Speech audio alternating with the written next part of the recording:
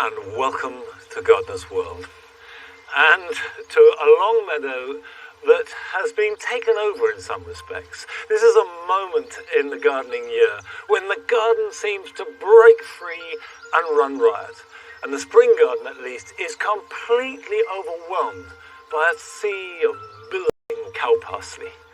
Now, you can see that as a terrible problem because it is a weed after all, or as something to celebrate, and that's certainly what I do.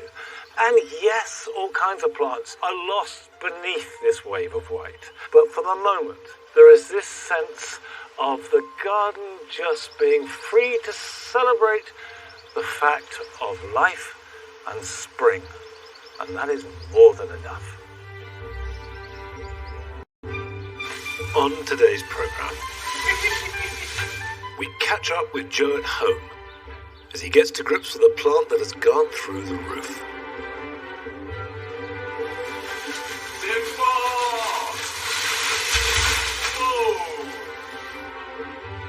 Garden historian Adverley Richmond shares one of her plant passions.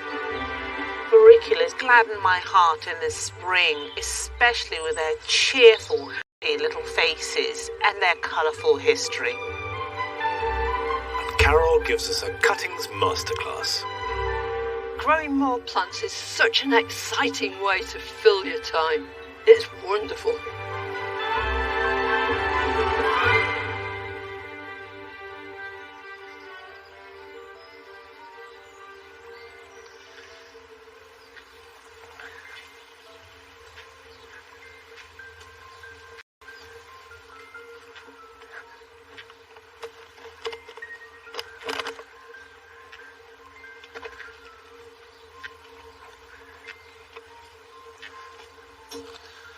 At the moment, the jewel garden is dominated by these alliums. This is Allium Purple Sensation, probably the most intense colour of any allium.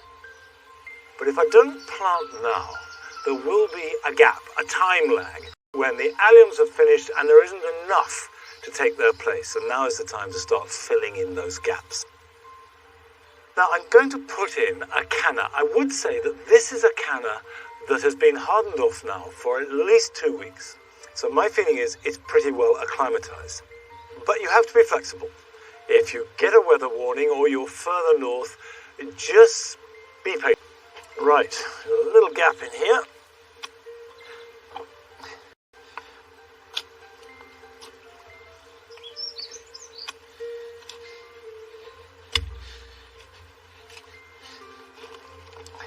This is Canna Wyoming, and you can see these lovely striped leaves, and then you have the orange flowers. Cannas like lots of moisture and lots of goodness, so if you've got very light soil, sandy or chalky, add masses of compost, and they'll thank you for it. Let's pop this in here. Yeah, that's perfect. And then we'll just pack around it. Push the soil down in. It's a little scruffy because it's had a winter to cope with, but I can clean that up, and as new leaves grow, I can cut off the old ones.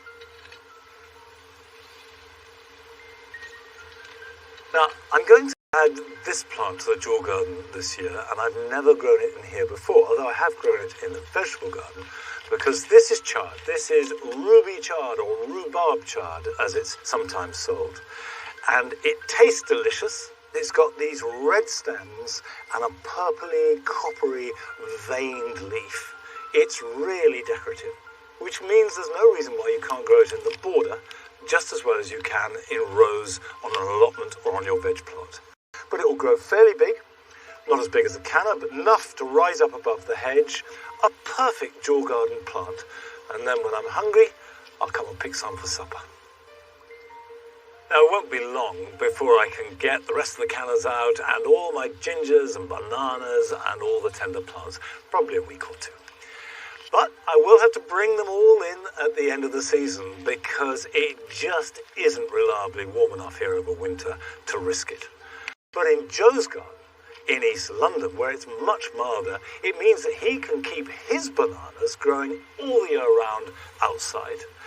And they don't just thrive, they actually get too big.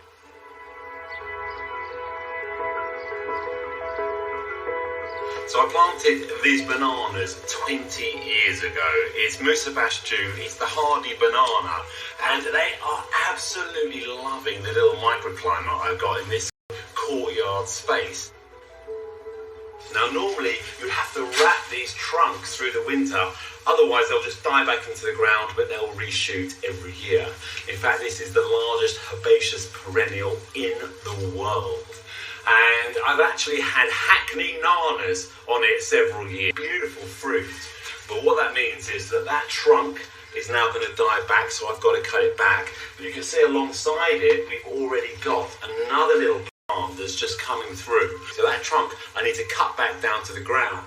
And I also need to lose some of these leaves on the top as well, because they reshoot every year. You get nice fresh leaves up to about 3 meters long. They're so dramatic, they're wonderful. So all this has got to go, but it grows back so quickly that within a few days, literally, you'll see some new growth.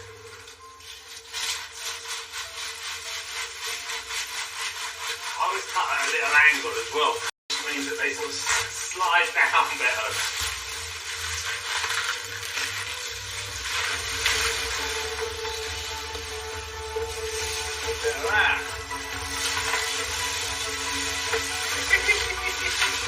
This is fun. You see, this is about as fun as gardening gets, I tell you.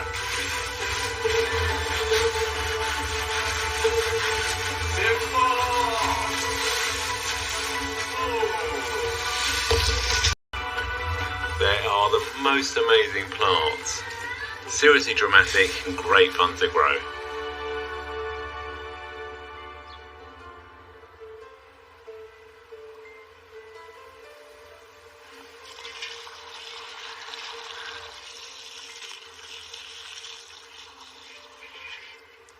You can't really give cannas too much water, so if in doubt, give them a good soak. Same with bananas really, and Joe is absolutely right. Bananas are a joy to grow because they are so extreme. Now, we've been asking you to send us short films of you in your garden, and we've been overwhelmed. We've had over 3,500 fantastic films, so thank you very much indeed. We're trying to show as many as we can. And our first today means going up to Burnley in Lancashire, where Amna is sharing with us the sheer joy that she gets from her garden. Hello, my name's Amna, and this is Pocket, and welcome to lovely Lancashire.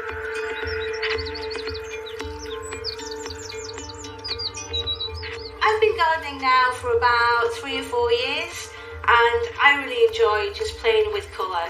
I particularly enjoy being able to recycle, repurpose and reuse items in the garden. A great tip that I would like to share with you today is how to make your very own eco-friendly bird feeder. All you need to do is take an orange, scoop out the contents, seed. You can simply fill it with household food such as muesli or breadcrumbs. Always remember to leave fresh drinking water for our feathery friends. Remember, gardening should be fun, full of colour, and above all, make you smile. Well, Amna has certainly learnt the most important element of gardening. In fact, the secret of being a good gardener is to enjoy yourself. I've got an Agapanthus here that's been having too good a time in this pot because it's grown, it's got bigger and bigger, it's got no more room to move, and it's simply cracked the pot that it's in. But I was always taught that the time to repot Agapanthus is when it breaks the pot. The meaning behind that is that Agapanthus like to be tightly constricted, and that makes them produce more flower in proportion to foliage. Now is a really good time to divide and repot them. Now, if I just take the pot here, and you can see it's thoroughly cracked. There you are. That's it. And with any luck, that will be able to be mended in due course. Now, this is a white evergreen Agapanthus. and they are a lot less hardy than the herbaceous Agapanthus. And the roots are unbelievably solid. That is a complete solid wedge of root. So I'm not going to be able to tease it apart. I'm going to have to cut it. I have brought along an old, very heavy billhook. And I think actually this is what I'm going to need to use, because I'm just going to have to chop it. A sharp spade might do it too. But don't be frightened, you'll not damage the plant. There we go.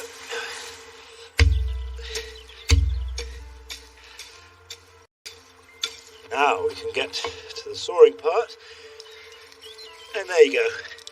Actually, that's worked quite well. Now, I know that that looks pretty dramatic, but I promise you, this is one tough plant, and it can take it. So, Agapanthus like freely drained soil. So, a peat-free, bark-based compost with added grit if you've got it, or sharp sand, or perlite, vermiculite. It could even be sort of small stones. And if in doubt, make it grittier than not in wet compost than being a little on the dry side.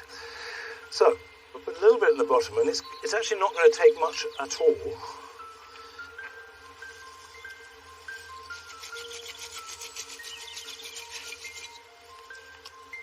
That can go in there like that, and then this one can be repositioned.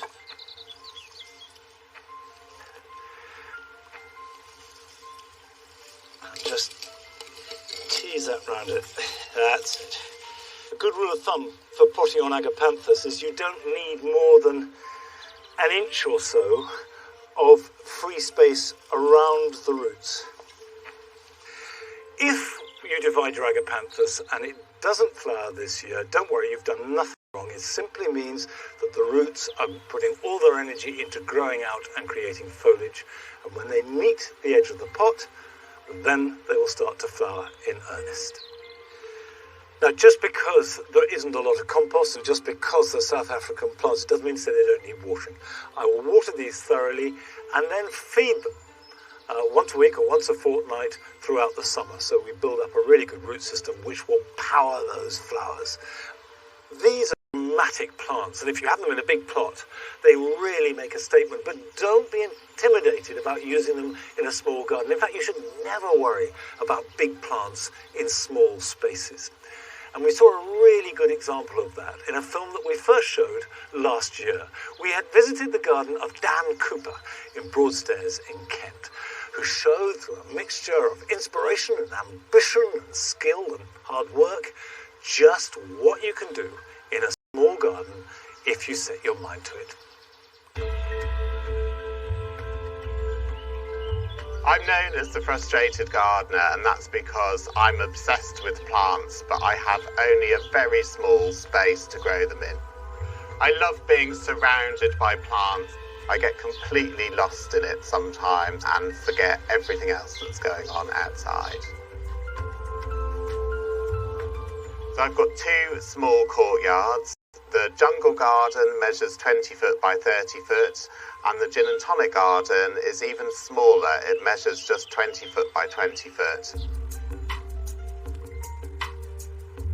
When I came, there was an air raid shelter, 2 outdoor toilets, and some crazy paving, and that was all. So I enlisted the help of a designer to help me get my head around what the potential of the garden was. There's a raised bed that goes around the edge of the garden, and then everything else is in pots or troughs. Huge green leaves with a flush of red, and it shoots up 10, maybe 12 feet in a season.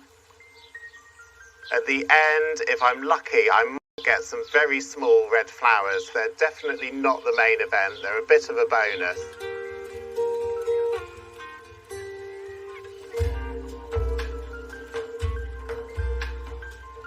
Sometimes plants just work really perfectly together, and I love this dahlia. It's called Nicholas. It's got fantastic flashes of red right there in the middle, and they flame out into yellow and then blend into this beautiful peach on the outside. And I It's a really exquisite combination of colours, and it picks up this hollandicum, which is called Stephen, and it's got these lovely spikes of flowers with beautiful coloured stamens.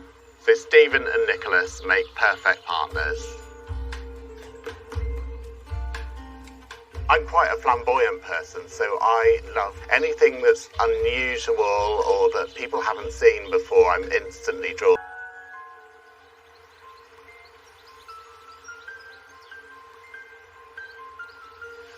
I do agree with every word of that. And there's no reason to have your imagination fettered, even though your space is limited. Now, a plant that is beginning to take over the grass borders in the same way that the cow parsley has taken over the spring garden is this red campion. This will continue flowering for the rest of this month and into June, and I love it. And like cow parsley, this is a wildflower. We never planted it. It's come in and it's welcome. Now, from one of my favourite plants of the moment to a favourite plant of the plant historian, Adverley Richmond. And she made a film about it in her own garden at home.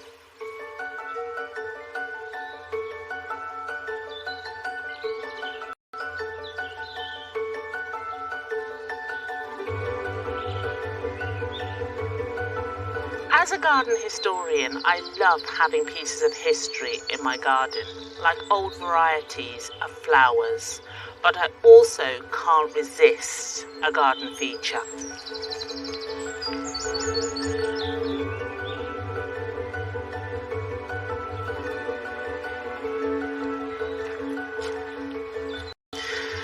This is an auricular theatre, popular in the 18th and 19th centuries and built especially to display these amazing little plants.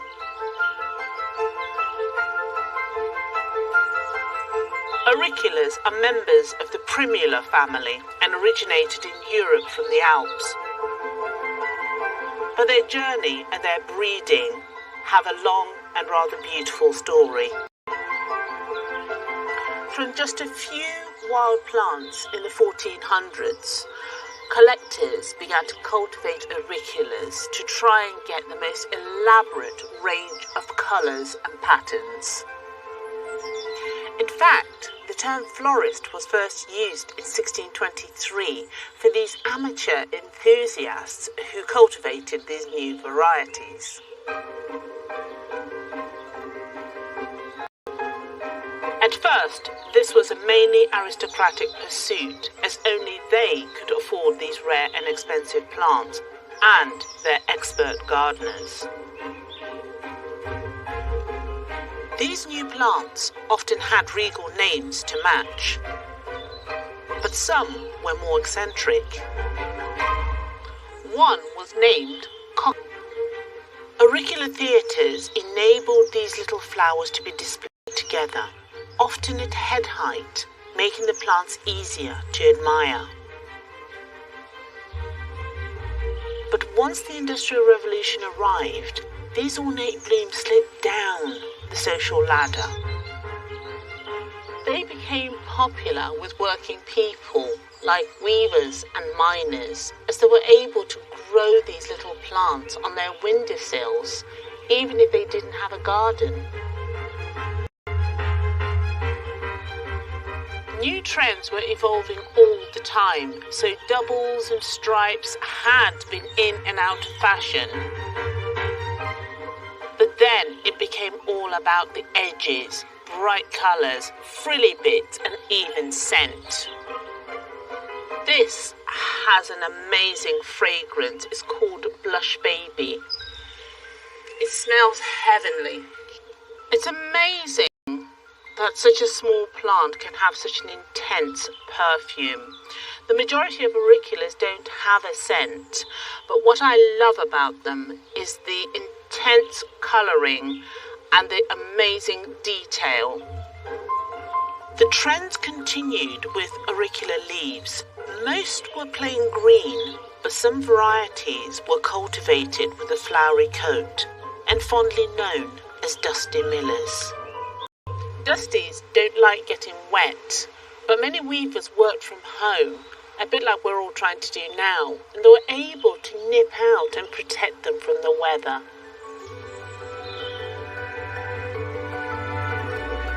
Auriculas are easy to grow, but they like well-drained compost, so I mix in grit when I'm repotting. Some people use bark. And do keep them in the shade because they'll be much happier there.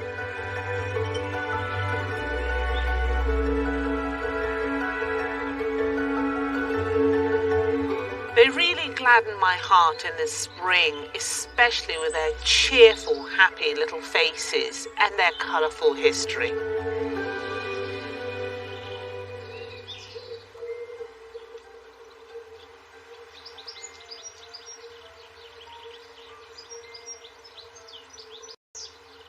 I love auriculas too, and I like the formality of the theatre, but what we have here on this table outside the potting shed is entirely in that spirit.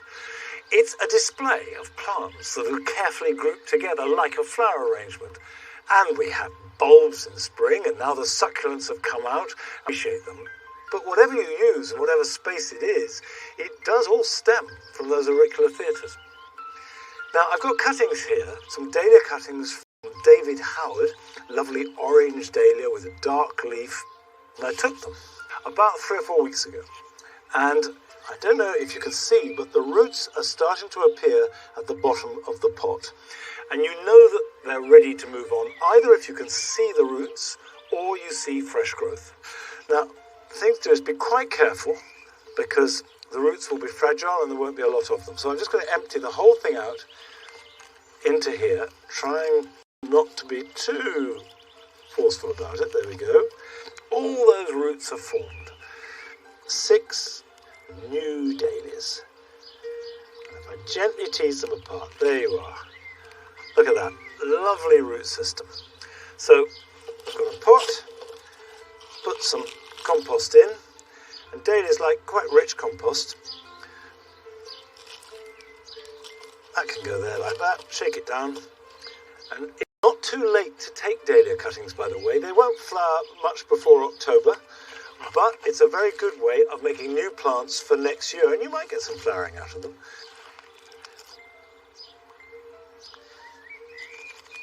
There we go.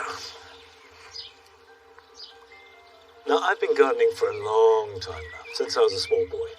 So I always like it when we hear from our younger viewers, and we've had a smashing film from Callie in Carmarthenshire. Hello, Gardeners World. My name's Karen, and I'm 6 years old. I live in Llanelli, and I'm going to show you my gardening. While I'm off school, I decided to do some gardening. Here are some of my plants. This is my sunflower. This is a tomato plant. My pumpkin plant has grown really quickly. Look how big it's growing. I wanted to make my community smile. I decided to plant some sunflowers and give them away. When people are walking past to exercise, they can pick up a free plant on their way. I made this sign to show people what we have. Anyone who wants a plant can take one. We are watering them every day until they find a new home. I hope they brighten up people's gardens. Thank you for watching my video. Stay safe, stay healthy, keep gardening.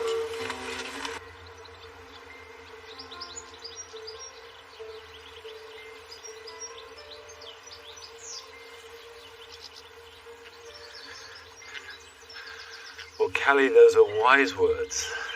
And thank you very much for sending your film. I loved it.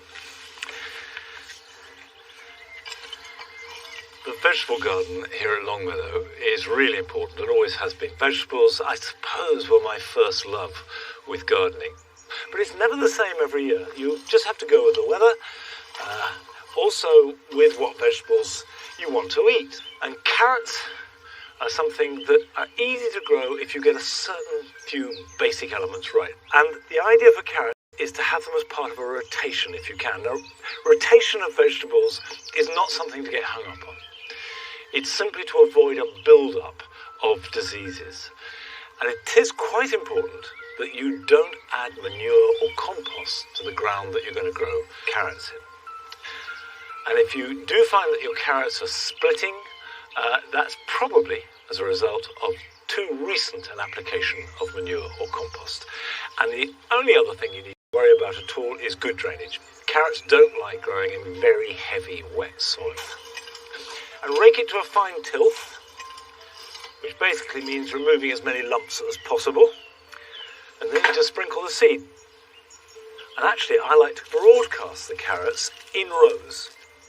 So, effectively, the board is acting like masking tape and blocking off that area.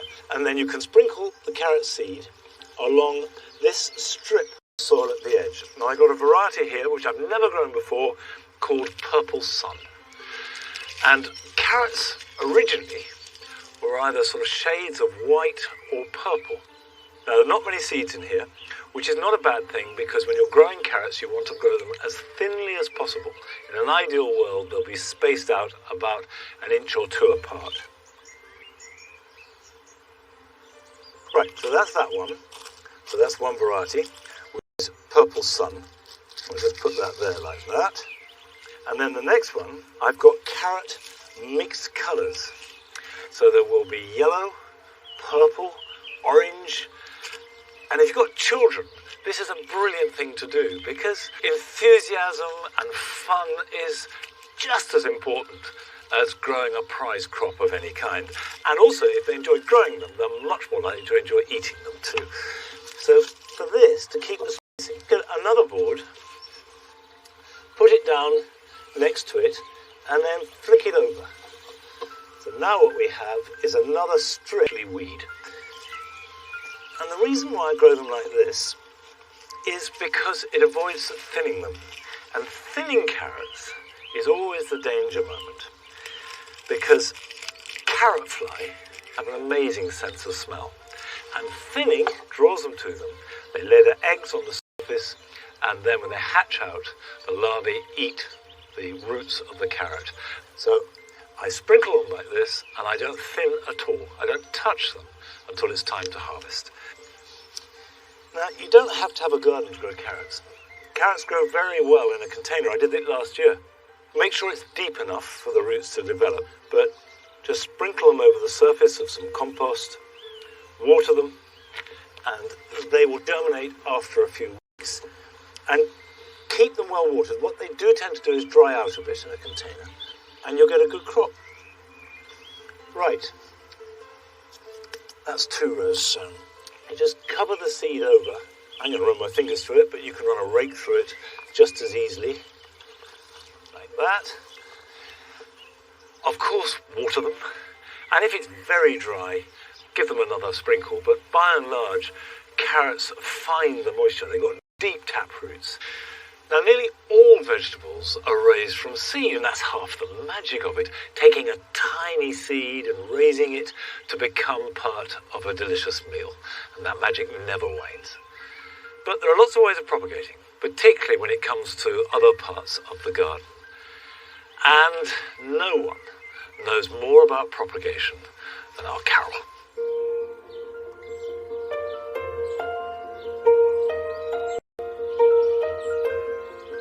My garden at Glebe Cottage. I love it. We've been here for more than 40 years, and when we came here, it was bare. It wasn't a garden at all. So nearly everything in it has been grown from seeds, from cuttings, from divisions. I've bought a fair few plants too, and I ran a nursery for 30 years, so I had to propagate lots and lots of plants myself. And I suppose propagating, making more plants for free, is at the top of everybody's minds at the moment. We've all found ourselves with much more time on our hands than we ever imagined we'd have. And growing more plants is such an exciting way to fill your time. It also teaches you all about the plants you grow. It's wonderful.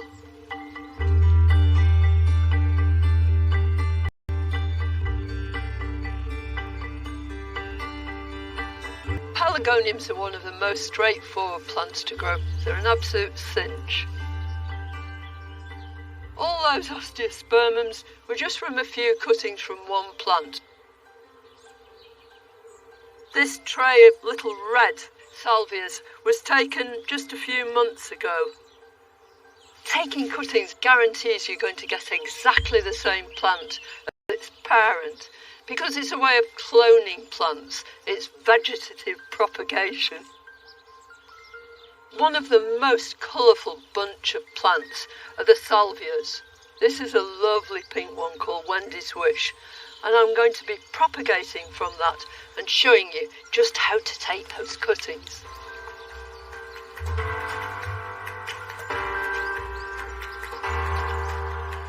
What you want to do is take a sharp knife. You can use secateurs if you're nervous about that.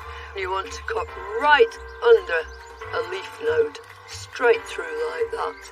Always do it first thing in the morning, because that's when your plants are turgid. Those stems are full of moisture, so they won't wilt nearly as quickly. So with this cutting, I'm going to remove these bottom leaves. So the reason you remove these basal leaves is just to make sure you've got a good piece of straight stem with no leaves on there at all. If the leaves go under the compost, then there's a danger they can rot. So they're out of the way, and then what I do, because all plants have got the tendency for apical dominance, which just means that they want to head for the sky. Well, you don't want your cutting to do that. You want it to bush out. So I'm going to take that whole top little shoot out there. So I've got a much shorter cutting. And now I've got to get it into this compost as quickly as I can. I'm using clay pots. They're better for cuttings simply because they're made of earth and the cutting feels much more at home. Also, they let water out of the side of them, so your cutting's never going to sit in stagnant water. But you can use absolutely anything. You can use an old yogurt pot. They'll work anyway. I've got nice gritty compost here. It's a nice open mix. If you haven't got it, try and avoid using garden soil, but at a pinch you can do it like that. Now, I've got my trusty chopstick. Sharpen a stick if you haven't got one. And I'm just making a hole right at the edge of the compost, and then lower that cutting down until those tops. That's really, really important. So you've got all that stem under the ground now that can make lots and lots of root. I'll twist it round and I'll continue to take cuttings from here. So there's a good straight piece. Again, right under a leaf node. Remove those bottom leaves. Nip out the top. Although I have great faith that my cuttings will work, I never really understood how they did it until a very good botanist explained it in simple layman's terms. He said, if you're a mammal, human being, if the sun gets hot, you can move out of the way, buy yourself an ice cream. But if you're a plant, you've got to stay where you are. So plants actually have this facility to change the function of their cells. So what has been a stem cell on this stem can change itself into a root cell. I think that's absolutely brilliant. Try and space them out so that they're not touching one another, and just firm them in gently as you're doing that, and go in for another cutting. And then grab a handful of grit and put it all over the top. Now the reason you use grit is not because I've got shares in a grit quarry as some people think. It's because it does three things. It retains moisture once this is watered. It will make sure that these cuttings don't rot around their tops because it provides really good drainage, and it should stop weeds from germinating in your compost, especially if you've got to use old stuff. There you go, and then you want to get it into a shady place quickly while you water it. And this is the first initial watering is really, really important. Absolutely drench the whole thing. Right, so that's the first pot of cuttings done. You can increase your stock of a whole range of plants by taking stem cuttings. Pelargoniums of every size and shape are easy. And you'll find that ever-popular fuchsias will root readily too. Then there are salvias galore for late summer colour that lend themselves to this technique. It's straightforward and incredibly rewarding. Now, you don't have to have a greenhouse. You can do this on your kitchen windowsill. You can do it absolutely anywhere, providing you just make sure they're out of direct sun pot. Turn the whole pot out gently and give each one its own individual pot. When they've made decent plants, and that won't take very long, then out they can go, into the garden, into your window box, into containers. And within a few weeks of them being planted out, they'll have made strong, sturdy plants. And who knows, by the end of the summer, you may be taking cuttings from your cuttings.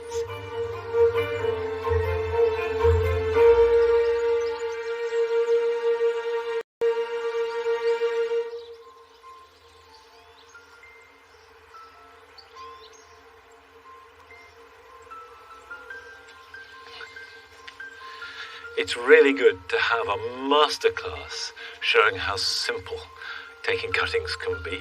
Now, this area of the garden is the herb garden. And on this side, we have the Mediterranean herbs because it's much sunnier. And Mediterranean herbs love as much sun as you can give them in poor soil, and that's really important. So don't try and grow them in a bed that's been richly manured. And I'm talking about plants like rosemary, thyme, oregano, and sage. And there are a number of different types of sage. You can have the straight officinalis, which we have here and I have growing in different parts of the herb garden. You can have a purple sage, that's variegated sage, and sage with different sizes of leaf.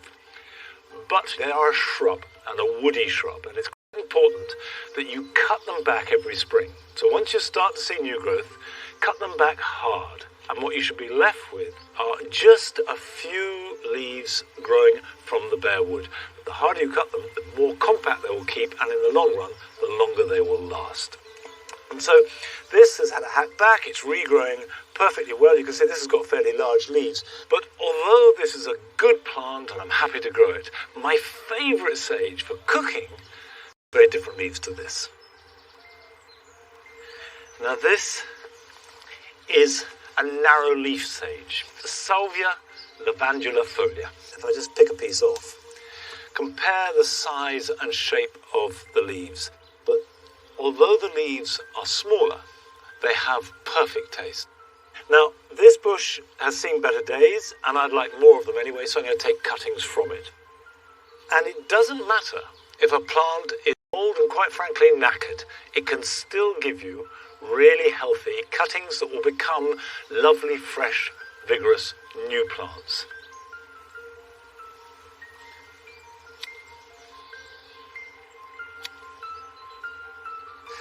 Put that in the bag, close it up, that I treat this as something that can't be put off. I'll deal with it right now.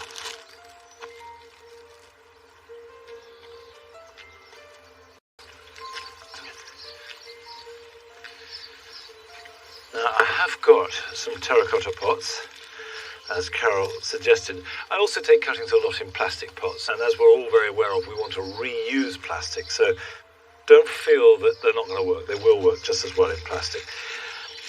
So just remove the lower leaves, exactly as Carol did, and pop that in down to there.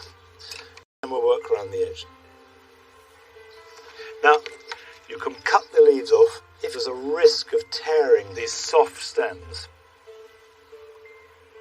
Pop that in there.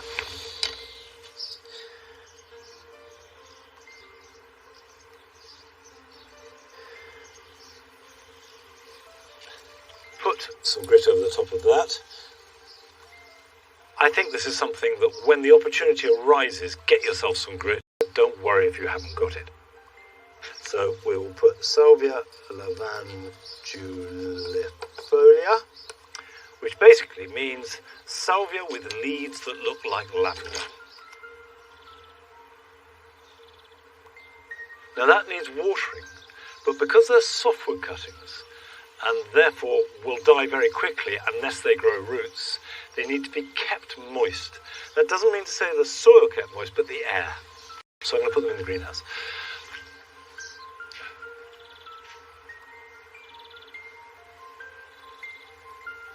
Now, if you don't have a mother plant to take cuttings from, you can still grow sage, or for that matter, any herb at all, because they grow very well from seed.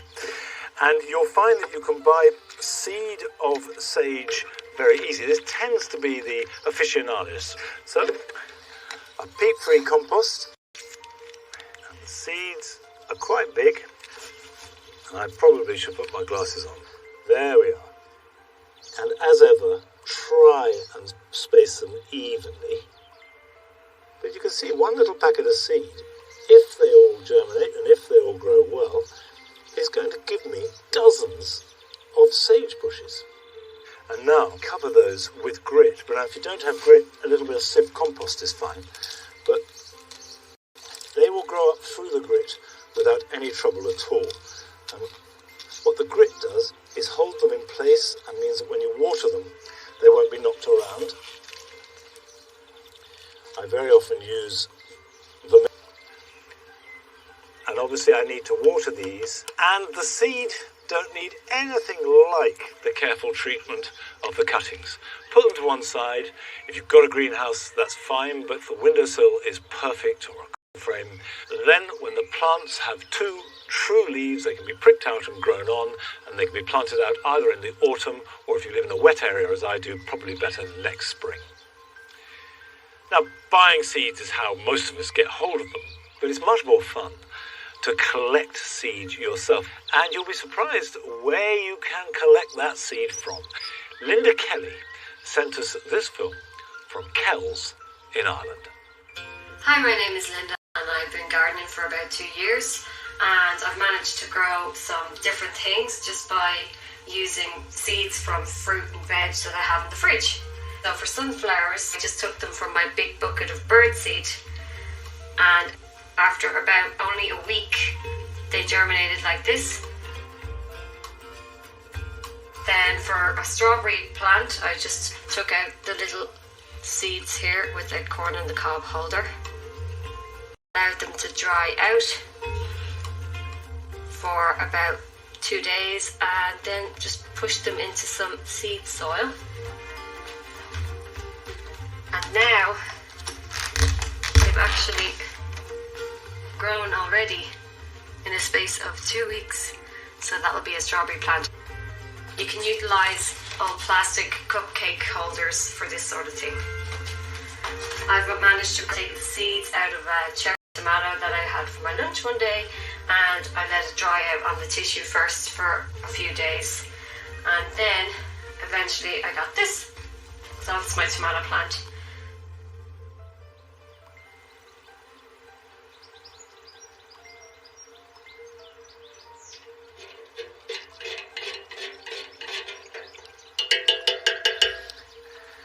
That's completely admirable. In fact, Linda, you make me feel guilty that I don't make more effort to collect seeds.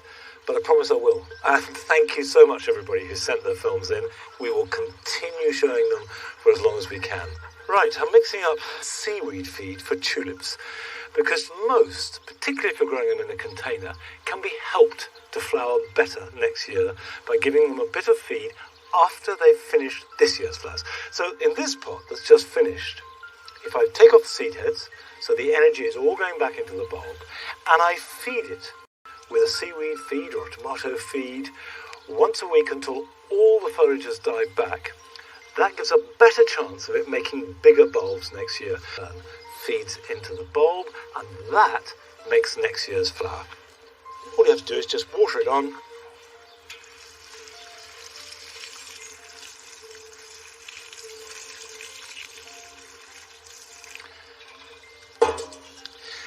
Now, a couple of years ago, we showed a film, a garden belonging to Mike Clifford in Poole in Dorset, and I think it's worth another look, because Mike suddenly felt inspired to transform his garden. And it wasn't just your average makeover. This was a change at every level with every type of plant. So Adam felt he had to go down and have a look. Wow, I've literally just come off a busy main road and this is no average front garden. I could well be in the tropics.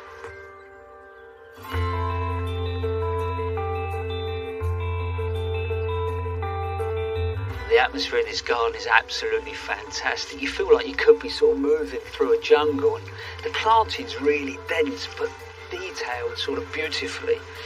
And I'm looking around and there's plants that I recognise, but also there's so many in here that I don't. It just leaves me really wanting to find out more. The creator of this suburban paradise is Mike Clifford. It's a stunning garden, mate. How did you actually go about designing it? Well, I actually designed it one wet Sunday afternoon on a piece of paper, and I drew out the scale, and I just tried to maximise the space. So the summer house is right in the corner, we've got a potting shed behind, all the borders interlinked so you can't see where you're going. It was just trying to make the best use of space. Yeah, because actually, though it's not a big garden, you can get lost at different points as you move I often through. get lost, yeah. My wife's always searching for me down the garden.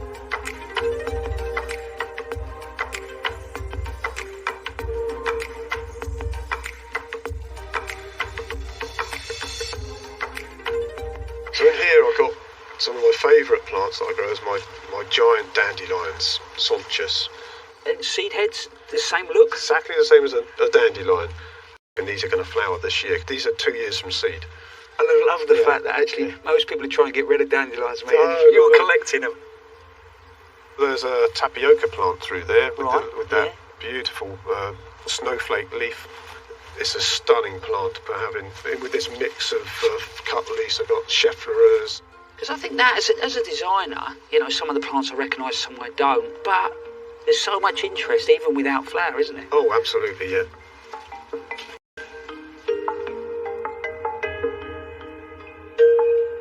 An interesting plant. Brachyglottis repanda. Wow, that's a mouthful, mate. Absolutely. Can you guess what its common name's called? No, go on, what is it? Bushman's toilet paper. It is, seriously, is that? It's used as toilet paper in Australia, yeah. So you're telling me when you're stuck upstairs and you run out, you send the missus out to pick something? Just a few leaves, yeah.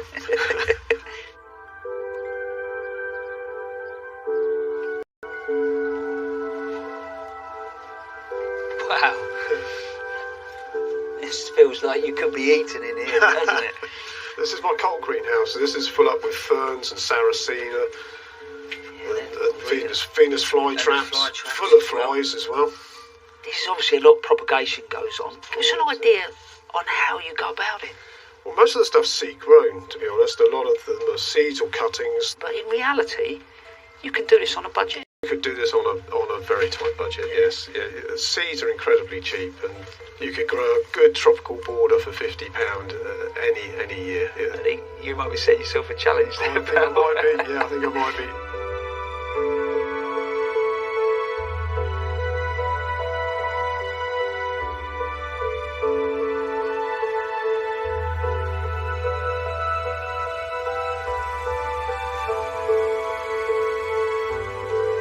Gardeners never cease to amaze me, and I think over the years I've learned to design them, build them and care for them. I feel a bit like a GP. I know a bit about, I suppose a lot of stuff, but you come somewhere like this and he's specialist, and he's been on this journey and learnt about exotics. I'll be honest with you, it's infectious, and I think for me now, I'm going to go home, I'm going to look at the planting, and maybe I am going to add just a few exotics.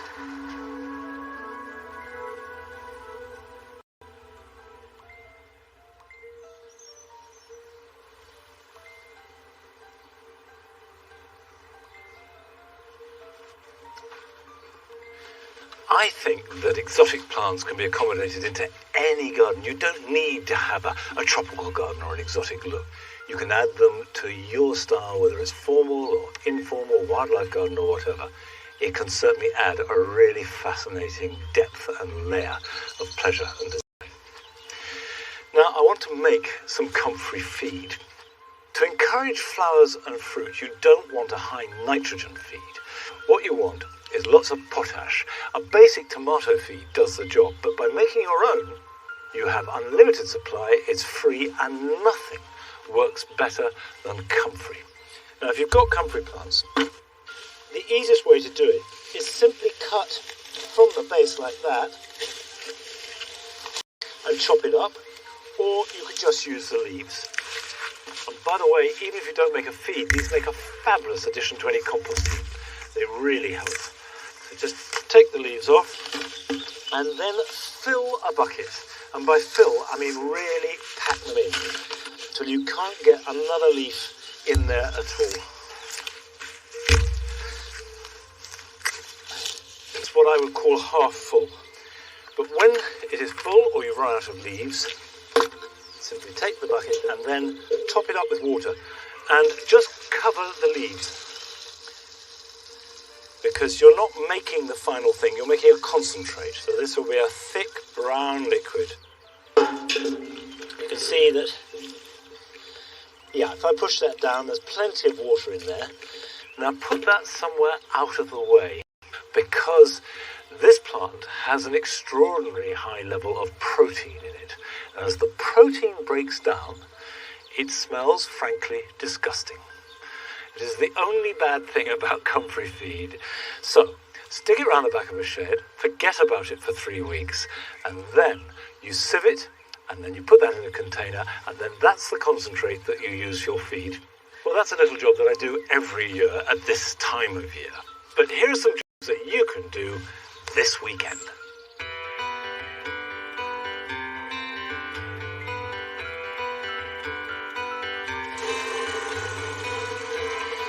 If, like me, you planted trees, hedges, or even shrubs in the winter, don't forget to water them well and give them a good soak every week for the rest of the summer. And this will set them up for life.